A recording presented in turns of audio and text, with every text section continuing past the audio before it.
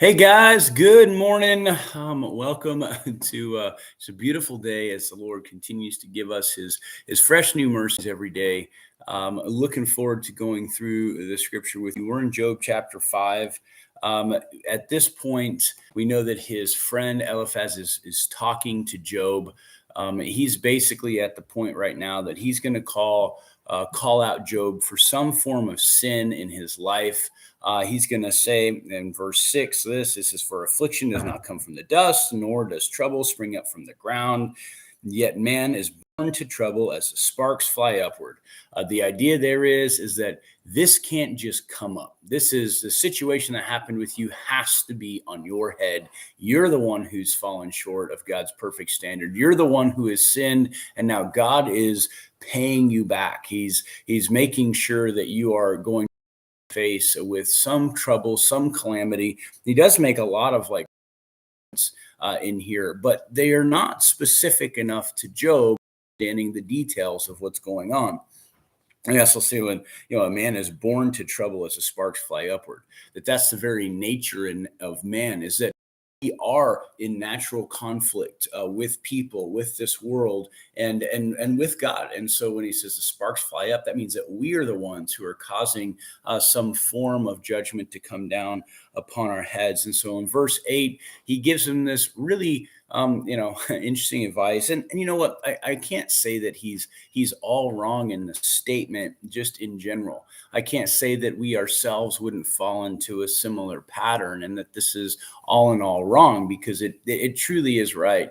The problem is that it's very short-sighted in terms of what's actually going on, and without actually listening to the details from Job and actually trying to work with him. So verse 8 says, "But as for me, I would seek God, and to God I would commit my cause, who does great things and unsearchable, marvelous things without number," right? He gives rain to the earth and sends water on the field, and he continues to go down that same path. So he says, listen, you know what, for me, I would seek the Lord. Like, that's, if I was in your shoes, I'd be seeking the Lord. When things are hard, when things are difficult, yep, that would be how I would handle my life. Job, clearly, you've been missing the mark and you have not been seeking the Lord. And that's why all this has come upon you. This is one of those traps that we fall into for a couple reasons. One of those is that it's very easy to want to elevate ourselves above someone else who might be going through tragedy. And the words that we say, like, hey, why don't you trust the Lord more, or seek him out, and then you're going to find all the things that you need to change about your life. And while at some level that might be true, it's very short-sighted. And I kind of give you a personal example.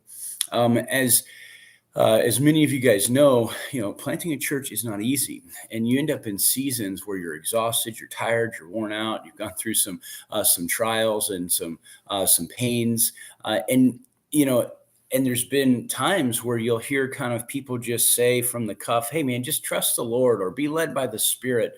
And a lot of times that comes from other pastors. If you kind of start sharing the difficulties and trials and say, oh man, just trust the Lord. Well, the issue is not a matter of trusting the Lord, because that was something that I was doing with everything in me. And that's what allowed me to continue to move forward in the planting and starting River Rocks Church. Be led by the Spirit. Like, that's all I want to do, is be led by the Spirit. And so it's almost an indictment on the fact that I was doing everything wrong, even though I couldn't even imagine what that looked like. What did I really need? At some level, I needed two things.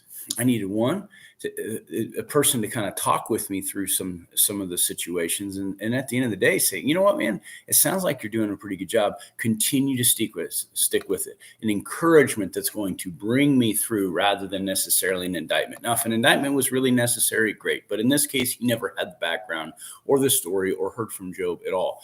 The second thing is not just not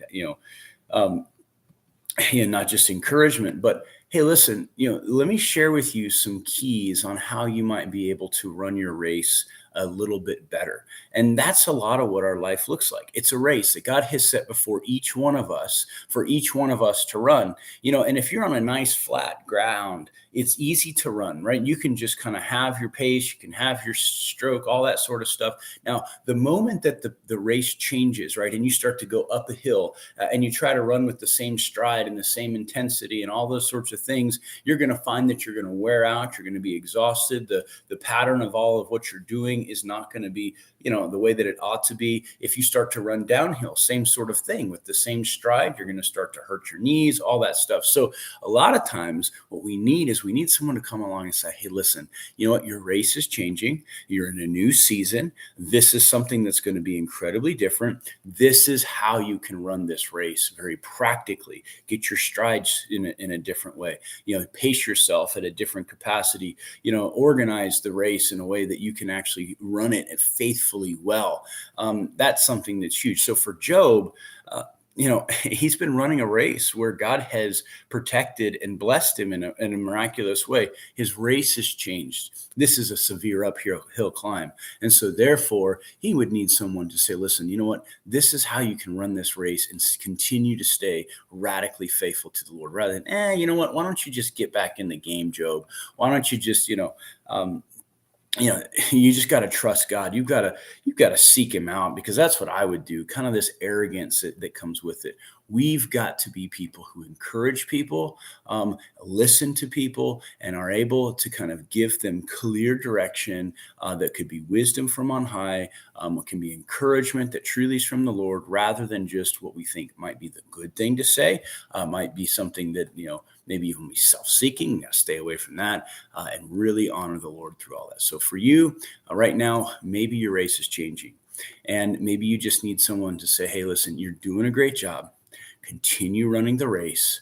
You might have to change up your stride a little bit. And I know that's hard because you've been consistent with one thing. Now you're going to have to modify how you're running that race. And so I want to encourage you guys to be open and willing to receive that. Love you guys. God bless you all. Keep your eyes fixed on the Lord.